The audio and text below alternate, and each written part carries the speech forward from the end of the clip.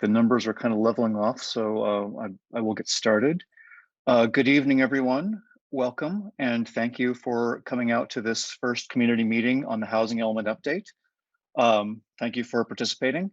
I wanted to give a little bit of background here, both on the Housing Element process and just about tonight's meeting. So as I think many of you know, the town has begun the process of updating its Housing Element for the next Housing Element cycle, which will begin on January 1st, 2023. That process includes about 24 public meetings. Most of them will be meetings of our ad hoc Housing Element Committee, which consists of 15 residents, including myself and my fellow council member, Sarah Warnikoff, and then 13 other of our town volunteers, assisted by staff and several consultants, some of whom you will meet this evening. And so tonight's meeting is so all those meetings are public, so you are welcome to come and see. Can you mute, please? All those meetings are public. You can come to see those, and you will see tremendous detail on what goes into a housing element. Tonight's meeting was designed to be a little bit more of a background and a primer for you if you are not going to be participating as closely, to give you just sort of the basic information and then sort of what goes into a housing element, sort of the kind of the 30,000-foot view of it. And the other important thing we wanted tonight was to hear back from you, your feedback on this. I have my own beliefs and passions, which I forward where I can, but I'm also your elected representative. My colleagues on the council are your elected representatives. We like to see where you stand. We want to hear from you as many times as we can, and as many of you as we can. So an important part of this will be a session where you get a chance to express your views on this. So the first part of this tonight will be presentations from staff and our consultants, who are the experts on housing and land use. I'm certainly not one of the experts. They will present some background information. There will then be 30 minutes in a breakout room where you can talk with a group of people, and then we will regather after that to summarize the comments we heard from those rooms. So I will hand this over to Portola Valle's planning director, Laura Russell, who will take you through the next part of the program. Laura, take it away, please. Thank you very much, Jeff. Hi, everyone. Welcome. It's really great to be here this evening to have this conversation. So first, a couple of housekeeping items. We are recording the meeting so that we can share it broadly with the community after this. Everyone should be muted now, and if you're not, we ask you to go ahead and mute. We look forward to hearing from all of you as the evening goes on in our breakout rooms. But for now, we're going to receive the presentation so that everyone can get some basic information. So please stay muted until we're in the breakout rooms. If you would like to use the closed captioning, look for the button along the bottom of the Zoom window that says live transcript. If you click on that, you should see subtitles at the bottom of your screen to help you follow along. Next slide. And next slide, please. So we have a team with us here this evening. So from the town, we have Jeremy Dennis, Adrian Smith, Dylan Parker, and myself, Laura Russell, Planning and Building Director. And then we have Urban Planning Partners, which is the team's consultant for the Housing Element Update. And from their staff, we have Curtis Banks, Carla Violet, Alyssa Chung, and Mona Albadahi. And so next slide, please. So for tonight's program, we're going to share some information with you, and then we're going to get your feedback. So there's a lot to cover, so we're not going to have open questions and answers, but we will develop a list of FAQs that we'll post to the website after this meeting. As we mentioned, the PowerPoint and the recording will also be posted. So here's the program for tonight. We're going to ask you some poll questions to better understand who's with us. Then I'll briefly review the meeting outcomes. We'll have a background information and data section that's going to be presented by Carla. She'll also talk about what a housing element is so that we all have that basis of knowledge. Then we'll go on to breakout rooms where we will hear directly from you on some questions that we have prepared to get your feedback and your interests. Then we'll come back to the big group to share highlights of those breakout room discussions. We'll talk about next steps and staying connected. Next slide, please. So we're going to do a live Zoom poll to learn more about who's in the audience tonight. So we ask all of you, we encourage you to take the poll. Our goal is to reach a broad base of the community throughout this housing element update process. So we're gathering this demographic data so that we can keep track of who's participating and then adjust our outreach accordingly. So along the way, if you encounter any Zoom related issues during the meeting, please feel free to reach out to Alyssa, and we can bring her number up on the screen. It's 510-956-3675. So if everyone would take a minute to fill out that poll, that would be really appreciated.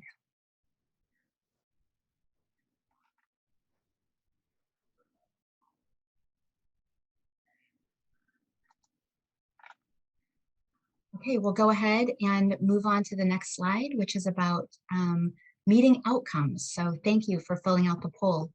So what are we trying to accomplish tonight? At the end of this meeting, we are hoping that you are feeling familiar with the basic requirements of a housing element, that you have some understanding of the housing trends and the housing needs in the community and in the broader region, that hopefully you get to meet someone new in your breakout rooms, or maybe see an old friend, have a connection to the community. And we want to make sure that you feel involved in the process and that you feel heard. On our side, town staff and consultants, we're really here to learn and to listen and to provide you the information so that you can stay involved in the process. Next slide. So when a diverse group of people come together, it's good to have some common expectations about how we're gonna talk to each other this evening. So here are some ground rules for the discussion that we're gonna have. First, all comments are valuable. There's no right and wrong answers in a discussion like this. We ask you to share the space. So take turns, give people a chance to speak, and let everyone participate that wants to when we get into our breakout rooms. We ask you to respect all points of view, listen to understand each other, respect differences, and be curious. So now I'll turn it over to Carla, who's going to give you a lot of information on the background and context and information on what a housing element is. Thanks. Thanks, Laura. My name is Carla Violet, and I am project manager for this effort. Before we dive into housing element specifics, I'm going to walk through some big picture housing trends in California, followed by key demographic trends we're seeing in San Mateo County, as well as Portola Valley. Next slide. This slide shows the higher cost of housing in California, and we know this is not a new phenomena, but it has become exponentially worse, especially over the last 20 years. Home prices in California are now over 2 times higher than the average home price in the United States. And similarly, average rent prices in California are about 50% higher than the rest of the US. Next slide, please. Again, over the last 20 years, California has experienced a drop in the construction of new homes. In the early 2000s, you can see here, there was about roughly 200,000 new home construction permits issued annually. And now we're only issuing in California about 80,000 new permits per year. And to keep up with our projected population increases, California needs an average of 180,000 new homes per year. We've only been able to achieve that in the mid-2000s. And as you'll see on the next slide, this lack of housing production is contributing to the higher cost to buy or rent a home because we're not keeping up with the demand. Next slide, please. Population growth trends. Generally, the population of the Bay Area continues to grow because of the natural growth and because the strong economy draws new residents to the region. The population of Portola Valley actually only increased by about 3.2% between 2000 to 2020, which is well below the growth rate of the Bay Area.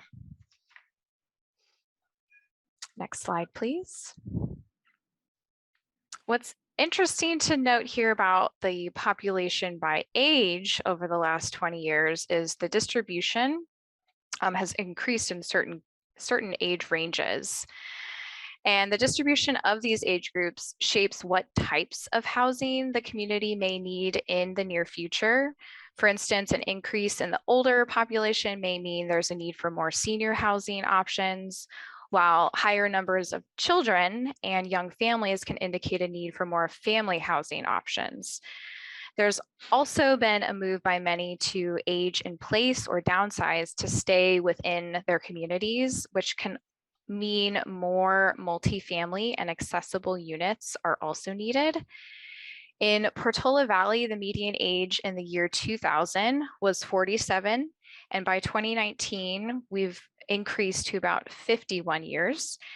More specifically, the population of those under 14 has decreased since 2010, while the 65 and over category has actually decreased as well. And again, what's interesting is there's been a jump in the age of 15 to 24 population. We suspect that could be that more college age kids are moving home due to affordability constraints.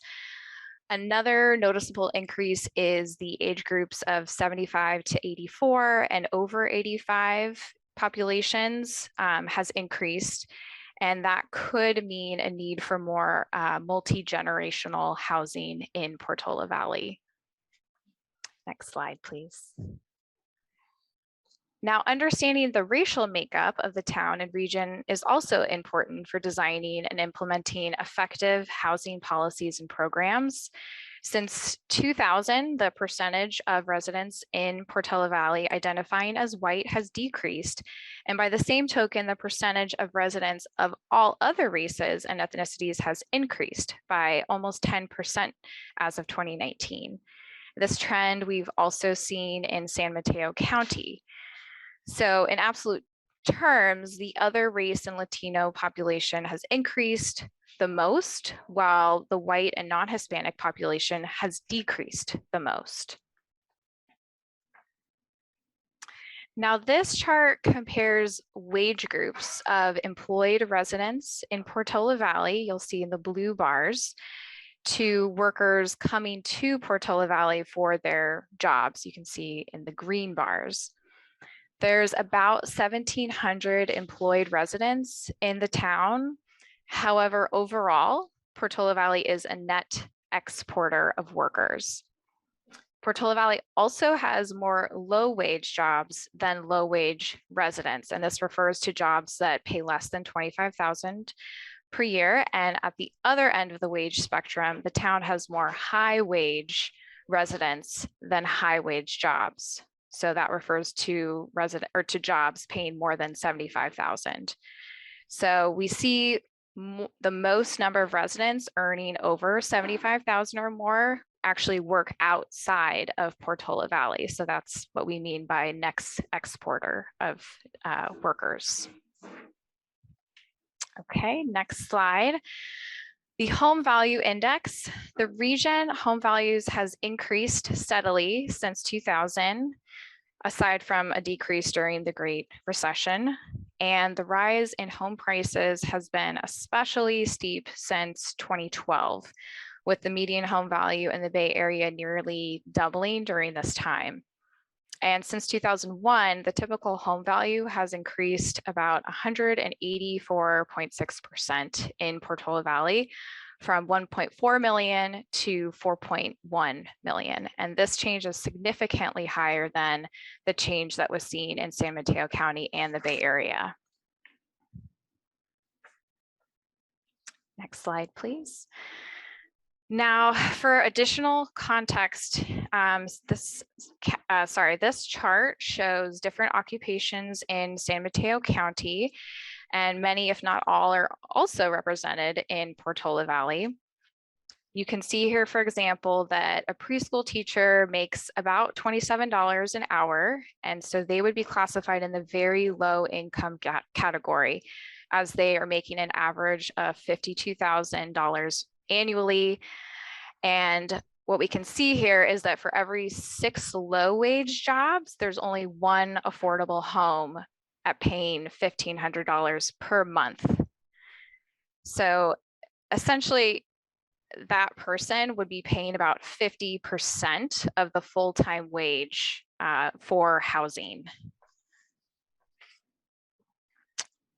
Now, the next slide, just for more context, in light of all the trends that we've just been talking about demographically and with the cost of housing in California, the state has been pushing for the production of more housing.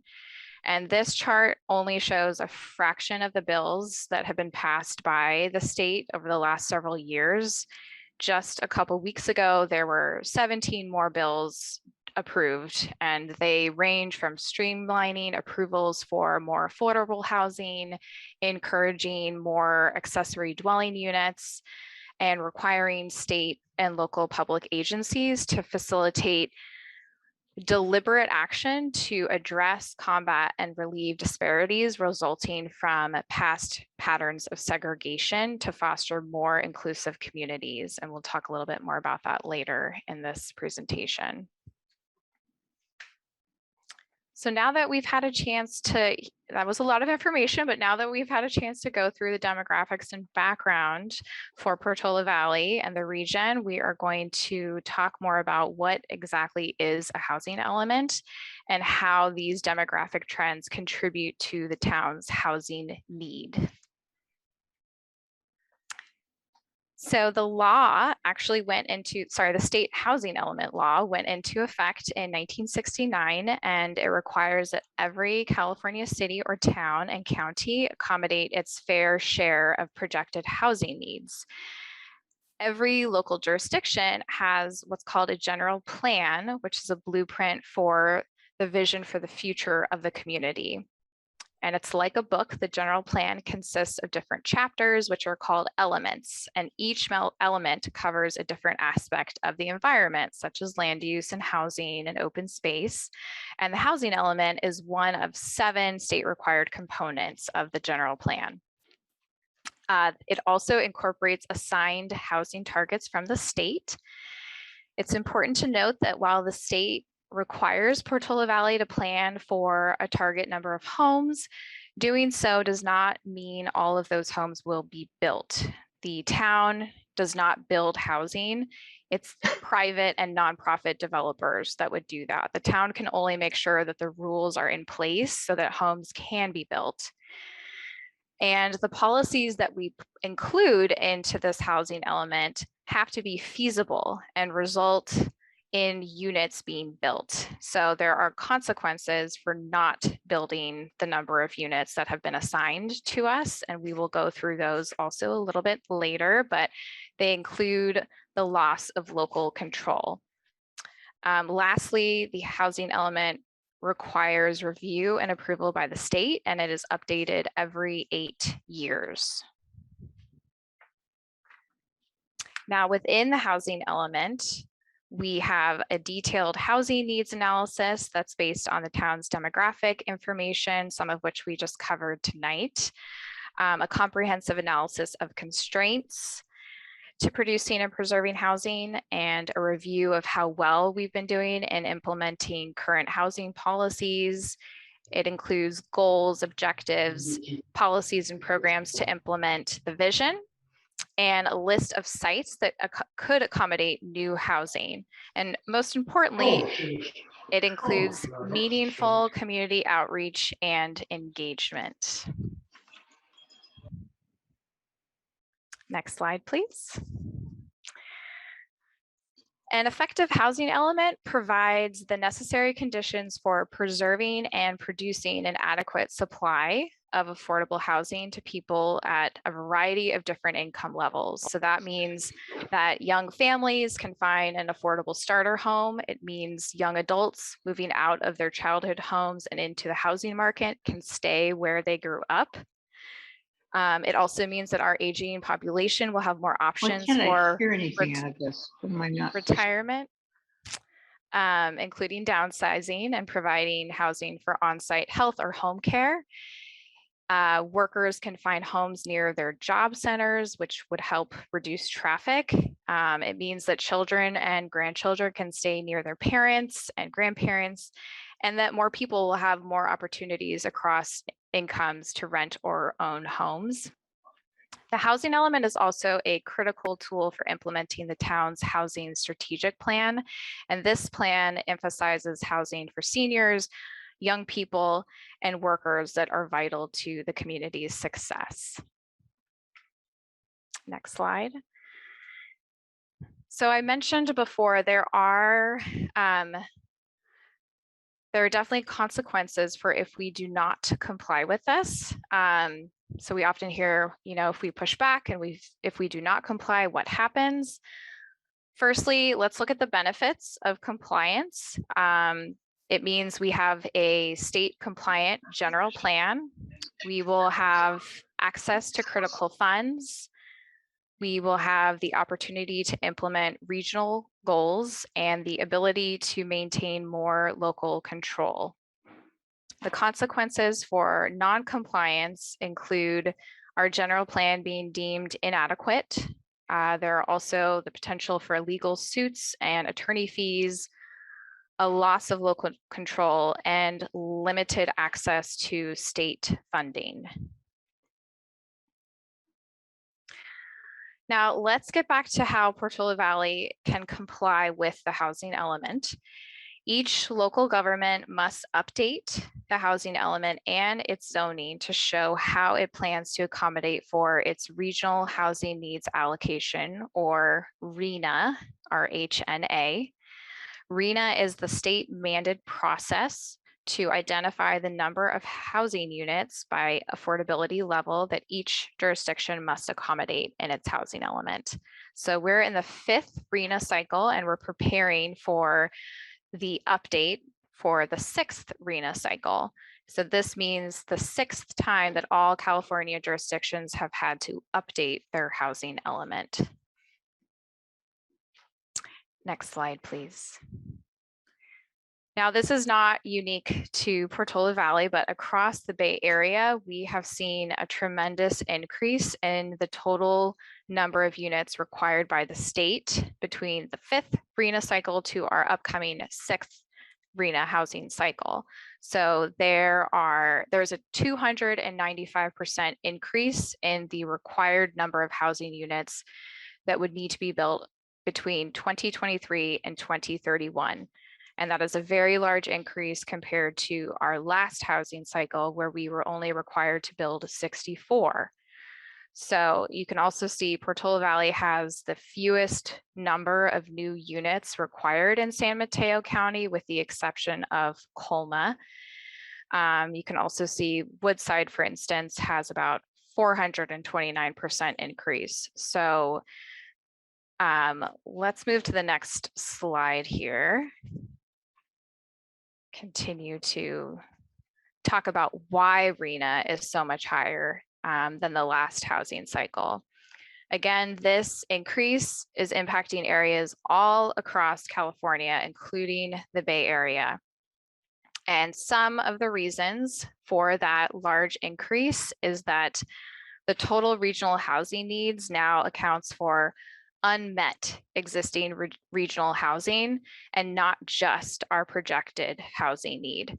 It also accounts for overcrowding, cost burden households that are making that are paying for more than 30% of their income for housing. It also considers the target vacancy rate for a healthy housing market.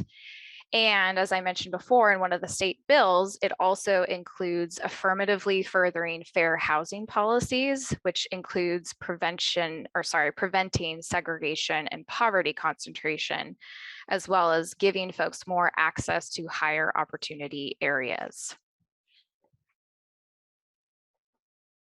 This slide shows the different income limits for a family of 4 in San Mateo County. You can see the very low income families are making between $54,000 to $92,000 annually. The low income category ranges from about 92 to 146,000 annually. And then the moderate income is 146 to $180,000 annually. And for housing to be considered affordable, it must not cost more than 30% of the income listed here. So I'm sorry, can you go back to the slide really quick? Thank you. So for each of these income categories, the state mandates that a certain number of units be planned for. The RHNA cycle previously, as I mentioned, was only 64, and now we need to plan for 253 units. And in the past, the town has been able to satisfy this housing need mostly by accessory dwelling units or ADUs. But for this next cycle, we will need to consider additional opportunities beyond ADUs, just given the number of units required. So when we're analyzing the sites to accommodate the town's RHNA, there are several steps involved. Step A is to identify suitable sites. So we need to consider things like zoning, the infrastructure, the environmental constraints like wildfire and geologic safety. Step B is to determine sites that are appropriate for low and very low income households. Step C is to document the methodology of the number of units that can be built on a site. And step D is figuring out what non-vacant sites are appropriate. And then the last step, E, is to determine whether we have enough sites to meet our RHNA, or if we need to rezone some sites if there's a shortfall in the number of units that we need to build. Next slide, please. We also need to ensure that the sites are suitable for satisfying RHNA, and this includes vacant sites. It includes residentially zoned sites that could be developed at a higher density. It could include town or county-owned sites and non-residential sites that could be rezoned to permit residential use. And we also have to keep in mind that for non-vacant sites, it'll be important to demonstrate why they would be likely to develop during the upcoming housing cycle. So there will be more stringent criteria for that this next housing cycle. And sites that are not suitable generally are less than a half an acre or greater than 10 acres. So those are not suitable for lower income units. So I really appreciate your patience and listening. I know that was a lot of information, but again, this recording and this PowerPoint will be available on the website after this meeting. And we are going to be assigned to different breakout rooms for about 30 minutes of discussion. We are very much looking forward to your feedback. Again, if you're having any technical support issues, feel free to call Alyssa. Her number is there up on the screen. And after we reconvene, each one of the facilitators will recap the conversation just for a couple minutes to share what was discussed so that we can all listen to what each group talked about. And we'll also be, as Laura mentioned, developing an FAQ based on any questions that come up during this breakout room discussion. So give us just a minute as we place everyone. We've got a pretty large group. We have about 73 folks, which is great. So really excited that so many of you could attend tonight. Get back into the main room here. We're going to do our recaps for each group. And I think I'm going to go ahead and start, and then I will hand it off to the next group. So I'm going to try to, we had such a good conversation. We had a lot of ideas, so I'm going to try to keep this as concise as possible. So for our first question, what are some of the town's key housing needs and challenges? We talked about how it was difficult to find homes that are more accessible and easier to live in place. Also, the challenge with locating lots that don't have other environmental constraints, how to maintain the charm and the beautiful nature of Portola Valley as it is today and everything that we value about it. So how to maintain that. Also the challenge with finding more places for people that work here to live here. There's a lot of conversation about how workers are having to travel from places like Modesto, so very long commutes in order to come to work in Portola Valley, especially with the lack of public transportation. We talked about there being high fire danger certain areas of Portola Valley, so that being a priority is to keep residents safe. Also the lack of vacant land and infrastructure, so keeping up with upgrades to infrastructure. The second question, in terms of ideas and policies and program suggestions, we talked a lot about ADUs and how much they help and wanting to continue to make that process to permit them as easy and as streamlined as possible. Similarly, with any new construction, helping that process be flexible and not too difficult always helps, saves money, just because we know that the cost to build housing is so expensive. We also talked about forming a coalition with other smaller towns like Mill Valley to share different ideas and strategies with one another so that we could help inform Sacramento of things that they should be considering for similar types of communities. Also creating an extension to the Sequoias group living situation, because that is a very successful example and model. And the last question that we talked about was just whether we would want to see new units spread throughout the town or in more concentrated locations. It was a little bit split there. There was definitely the desire for the town to be more walkable, mixed use, potentially with retail on the bottom and a couple stories on top. We also talked about smaller condo buildings. There's a great example that has about 6 units for families in the town.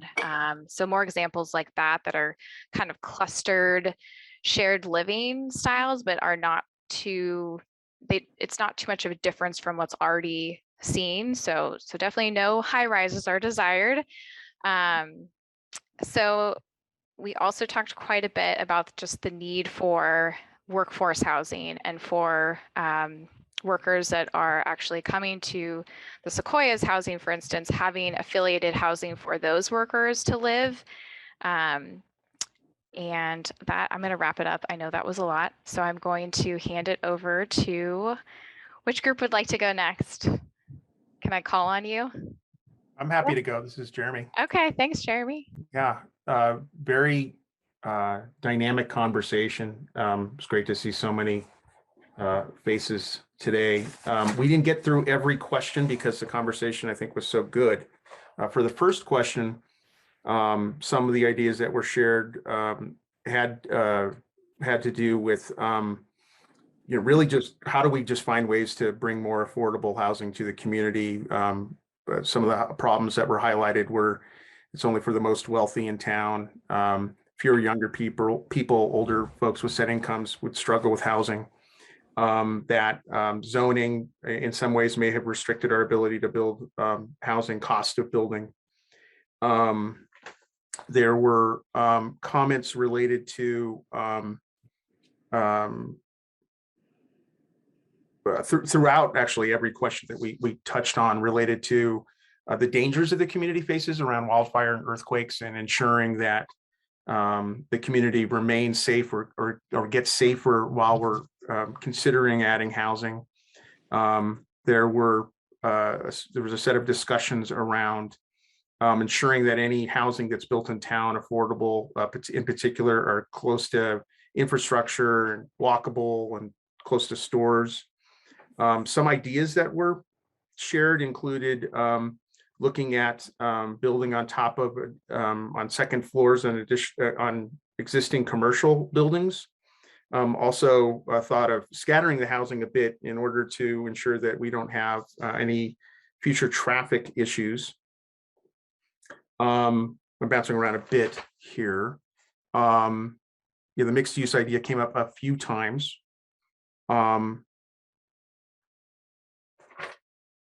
There was thought a very nice comment from one of the participants who's been in town for a very long time, that the challenges change over time, but that we can always find ways to work on those challenges and stay ahead of them. There was some comments that focus on the longer term planning of the town and making sure that all these elements that I've discussed, transportation, infrastructure and the like, are connected to one another. But I'd say overall, I think the engagement was very strong from the group, and we had the benefit of 3 members of the Housing Element Committee who were taking copious notes, as I saw. So I'll stop there. Thank you. Thank you. How about you, Adrian? Would you like to go next? Yeah, definitely. Okay. We had a great discussion as well. A lot of similar ideas came up in our group. For some of the town's key housing needs and challenges, our group said we're lacking in workforce housing. We should be able to house our fire workers, our teachers. We also need to be welcoming a more diverse population to the town. And we also need more opportunities for multi-generational housing, so that it's easier for elderly owners to age in place, perhaps downsize on their same property, but welcome their family in as well. And then also some opportunities for housing single people in a group environment. So perhaps 5 people would live in a single family home together and share some resources, services and things like that. In terms of ideas, policies, and programs, suggestions, we do have concerns in our group about fire safety, obviously, so we want to make sure we address that very rigorously. We want to maintain town aesthetics. We want to make sure there's proximity, that housing is in proximity to services such as grocery stores. We also want to know what kind of housing people actually need. We want to make sure that we're talking to members of the community and people that wish to live here, want to live here, and ask them what is it that you need. So we make sure that any housing that's built does directly serve those populations. We also want to make sure that we have sufficient public transportation to service lower income housing users in particular, to make sure that they can actually get around and get to their jobs.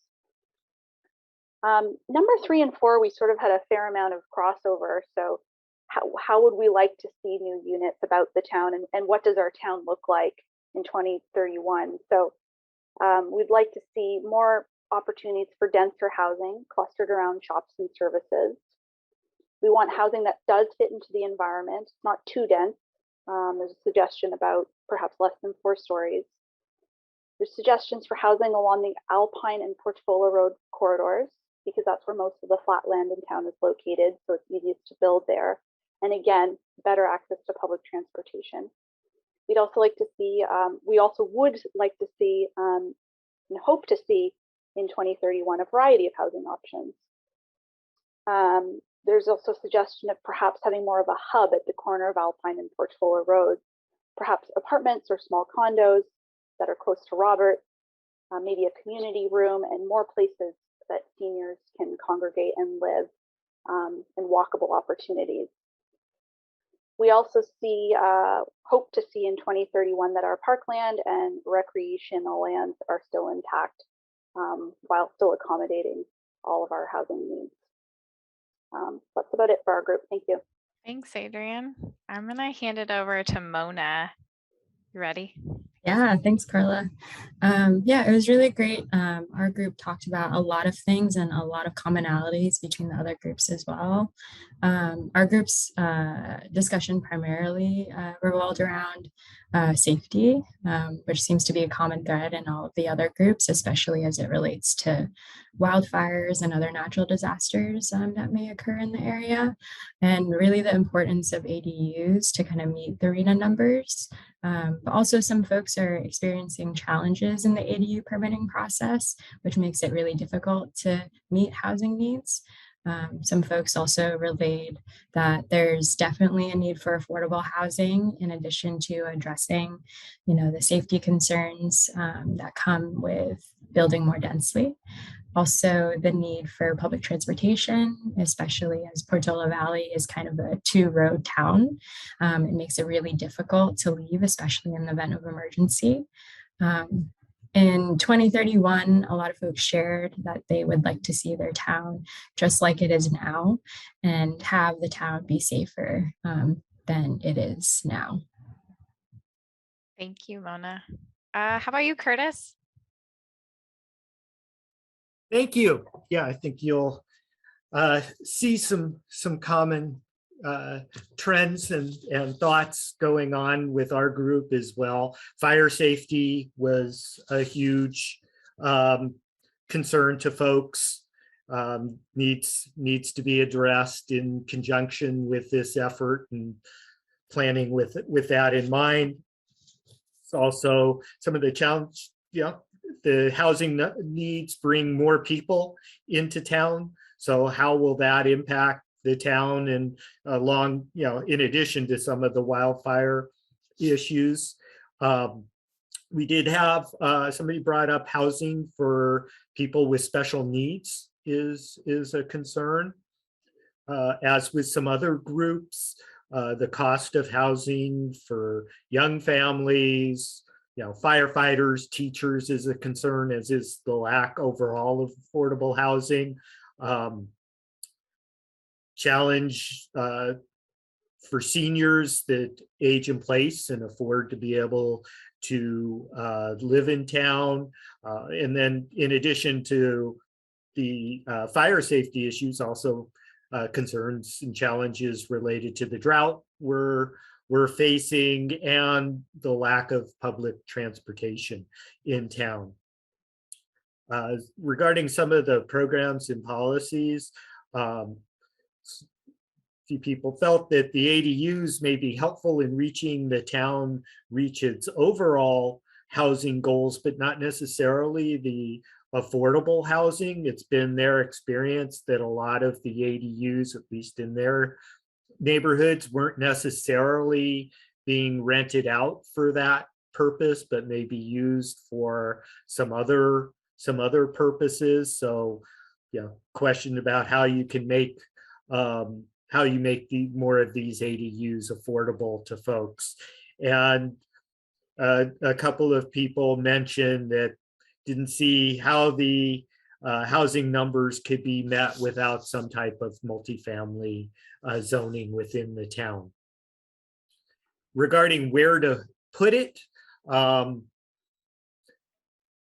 there wasn't a couple of folks that did comment on that, felt it should be concentrated for both walkability, to be near transit, and keep them away, keep new housing as much as possible away from wildfire areas. Looking to 2031, was looking at projects, felt the best way to provide affordable housing would be projects that maybe target populations in need, such as seniors, people with disabilities, staff housing, and other specific groups. There was also a desire, I think mentioned by some other groups, that the housing blend in nicely, fit in with the landscape, and allow a good mix of people to live in town.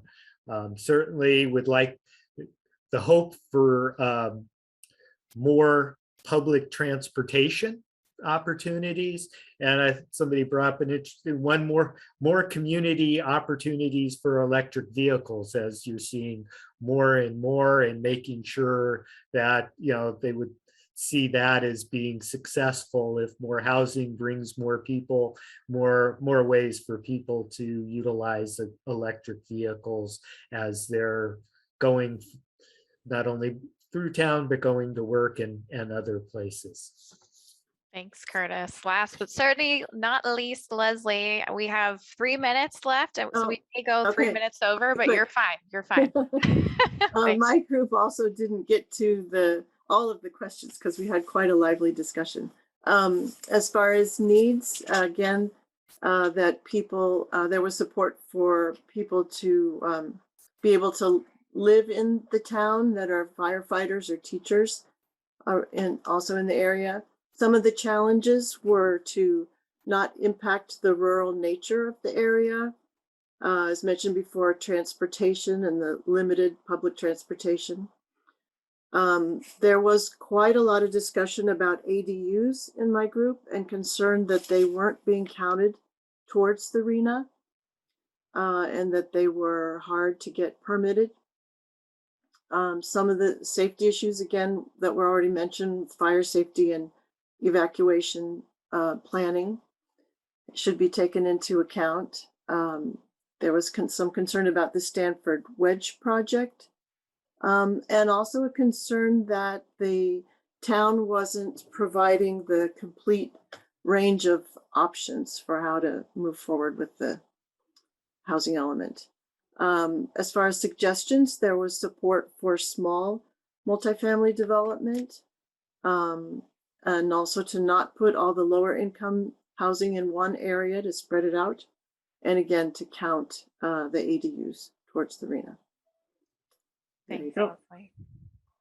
Okay, so we have just a few more slides and we're going to wrap up here, but thank you all. That is such good feedback, and we will be incorporating that into our next steps as we develop the updated goals and policies and programs. And also your feedback will help us in terms of our approach and thinking through strategies for selecting sites. We do anticipate that rezoning will need to happen for certain sites just to help us satisfy the RHNA requirement. There will also be an environmental review process happening in parallel with the housing element update. We will have more community meetings and opportunities for public input. This is just the first of many. We're anticipating that a second larger community meeting will happen in the winter of 2022 and a third meeting planned for the summer of 2022. And by January of 2023 is when we need to have the final housing element submitted to the state for review and certification. And with that, let's go to the next slide. And I think, Laura, you will be closing us out tonight. Great, thank you, Carla. So as you just heard, this process will continue through the end of next year. So there will be a range of meetings and ways to stay involved. So on October 27th, there's going to be a joint meeting of the Town Council and the Planning Commission. So we're going to report the feedback from this meeting tonight and give kind of a similar presentation to what we gave so that we can reach even a broader audience. And the public is encouraged to attend and provide any feedback at that meeting. We also have monthly meetings of the Ad Hoc Housing Element Committee. So this is the group that was mentioned at the very top of the meeting by the council member. So they're meeting monthly. The next meeting is on October 18th, and there's more information on the town's website. We're also going to send out a quick post-meeting survey to get your feedback and ask if you have any questions that didn't get answered from this meeting tonight. So if you've got those questions, look out for that email, send those questions back into us.